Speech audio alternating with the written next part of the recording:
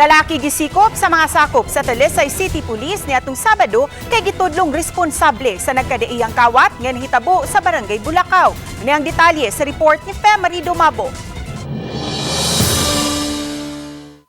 Ang dinakpan gila nga si Sardel Salceda, 18 anyos nga taga Barangay Bulacau sa Dakbayan sa Talisay. Nasikop siya sa gihimong hot pursuit operation diha sa sitio Mananga, Barangay Tabunok, pasado alas 3 nitong Sabado sa kadlawon.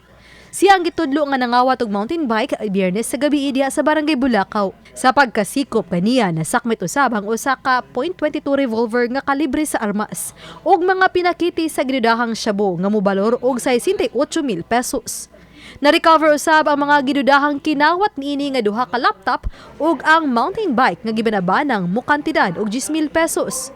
Si Salceda ang matud pa nakita sa duha ka CCTV footage sa barangay atol sa iyang pag-ikyas human ng akyat bahay ug nangawat og mga laptop sa Barangay Bulacau. Kuha kini nitong Enero 16 ning tuiga. Dugang sa Talisay City Police nga nadakpa na kini kaduha ka higayon tungod gihapon sa pagpangawat sa niaging tuig. Apan nakalingkawas kay minor de edad. Gisubay pa sa kapulisan kun kinawat ug kun gigamit ba sa pagpangawat ug sa ubang krimen ang nasakmit nga armas gikan sa dinakpan. Uban ni Cleofer Lumayag, Femari Dumabok. Balitang Bisdak.